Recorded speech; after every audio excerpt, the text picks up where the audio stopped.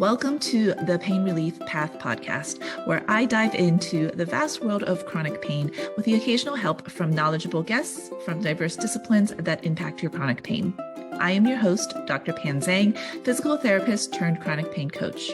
I'm here to educate, empower, and encourage you to find your path to a pain-free life. Thank you for listening. Enjoy. Hey y'all, welcome back to Pain Relief Path. I am Dr. Pan Zhang, and today I want to have kind of a heart-to-heart chat with you and talk about what truly moves the needle in terms of your chronic pain and what kind of things truly help you along your path. The reason why I'm bringing this up is because I'm active on social media. You can find me at Pain Relief Path or just look up Dr. Pan Zhang. But one of the things that I see a lot of are people who say, when I go to the doctor, they tell me that I should be exercising and eating well and sleeping better and doing all these things, but that's not going to help my pain. Or they get frustrated because those are the things that they keep hearing over and over and over again as things to do to kind of cure their pain. And I understand where the frustration comes in, because in the doctor's office, you are seen for 10 or 15 minutes. You're not being able or given the chance to tell your story, to really tell the doctor or whoever you're seeing what's going on with you, the different personal things that might be going on with you, the different stresses that you're going through right now. And then the doctor just kind of flippantly at the end just says, well, I can't do anything for you, but you should be sleeping better, you should be exercising more, and you should be eating well. And I get that makes it sound like, well, you just didn't really listen to me at all, because I didn't even have time to say anything about myself. And I am not going to do any of those things because I feel like I'm already doing those things. Or you feel like, especially with sleeping and exercising, it's hard to do because you're already in pain, right? So it's like, well, tell me something I don't know. I would love to sleep better and I would love to exercise more, but I can't do those things. My question for you, if you're one of those people that have had this experience or have had these thoughts or have had these frustrations, are what kind of things are you controlling in your life that you can control? For instance, yes, you might not be able to exercise, 30 minutes a day, 5 days a week, and do aerobic work and lifting weights and things like that. But what can you do in the exercise bucket, so to speak? Are you able to go for a very, very light walk for 5 to 10 minutes a day, or maybe 5 minutes a couple times a day, just being able to get up, moving around the house, or even better, moving around outside? In terms of sleep, if you're not sleeping well, what does your sleep routine look like? And I talk about sleep hygiene a little bit too. Like, what does your life look like 2 hours leading up to the time that you're going to get in bed? And I understand a lot of people say, I get in bed and I'm tossing and turning for 2 or 3 hours at a time, and it just doesn't work, right? But going to sleep does not start when your butt hits your mattress. Going to sleep starts really at like noon. Are you still having caffeine at noon? Are you still drinking tea, caffeinated tea throughout the day? Well, how is your sugar intake throughout the day? So that kind of ties in with food, right? But those things are all going to affect your sleep at night. And then those 2 hours before bed, what are you doing to help your system calm down, or help yourself prime yourself for a good night's sleep? For some people, that does mean a very calm, relaxing evening, meaning, some deep breathing, journaling work, maybe just some downtime with the family, friends, loved ones. For some, it actually means more movement. For some, it actually helps to do a little bit of walking, aerobic activity for 20 or 30 minutes at a time, if you're able to do that, doing some yoga, different type, whatever type of yoga works for you, some sort of stretching routine.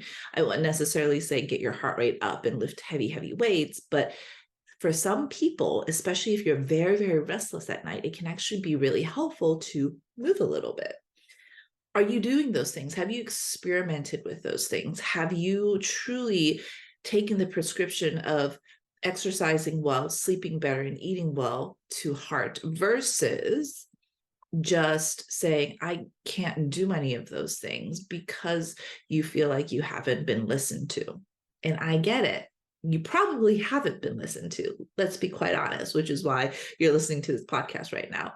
But there is truth and there is help in that prescription. It's just not delivered very well in a regular medical office. For instance, if you were to come to me and say, I have chronic pain and I have been doing all these things and nothing's been helping, I am going to ask you, what is your diet like? What is your sleep routine like? What is your exercise level like? What is your movement level like? And I'm going to ask you where you are. And what we're going to do is make sure that we address, and I'm going to give you true, real tips that you can actually do as an individual, not as a group of people with chronic pain, but as an individual to change things so that you can do those things better to actually move the needle on your pain experience.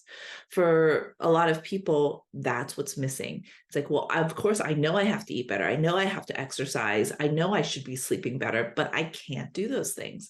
So when you're given that, prescription, you're like, well, how do I get it? It's kind of like getting a prescription for a medication and all the pharmacists around you are closed or out of that medication. What am I supposed to do now? Right? There's no real guidance for that next step. So I guess my take-home message for this little message for everyone out there is don't completely discount the easy stuff like the exercise, sleep, and food, but you might just have to take it a step further, take it and really kind of evaluate. And I do little audits of your life in each of those categories, especially, I didn't talk about this before, but stress management is another big one. You'll go to the doctor and say like, oh, well, cut things out of your life that cause stress. It's like, well, everything kind of causes stress in my life. So what am I supposed to do there? And it's not about stress management. It's not about cutting things out of your life that causes stress, but really being able to look at your life and circumstances that cause stress and approach them in a healthier way. And those are things that I can help you with as a coach. But don't completely throw the baby out with the bathwater and totally forget about the bare basics, which is sleep, exercise, food, stress. Okay. And I hope that this doesn't come across too harsh for some of you who have been dealing with this and hearing that same message over and over and over again. What I would really challenge you to do actually is just do a quick audit of yourself and say, am I actually making changes in these categories of my life that are not where I would like them to be? And if you're not making changes, why is that? Is it because you don't know how to make those changes? Or is it because you know how to make those changes? You've been taught how to make those changes, but you just haven't started yet. Motivation's a big thing, right? And change is difficult. And we've kind of talked about this in previous podcasts, but you can do it. Take one step today. Progress is just the best way to make progress is taking a bunch of tiny little steps. The worst way to make progress is making huge, big leaps, because that's what you're always going to think that progress is, and it's not really sustainable. So if you make tiny little steps, tiny little changes day by day, that's where you're going to see progress. Okay. So I hope that this helps, especially if you just came back from a doctor's appointment and you are again frustrated about their advice. I hope this podcast finds its way to you and helps you calm down a little bit. I get where you're coming from, but also there is some truth in that. Okay. So if you've got any questions, you know where to find me. And I hope you all have a fantastic week. Bye.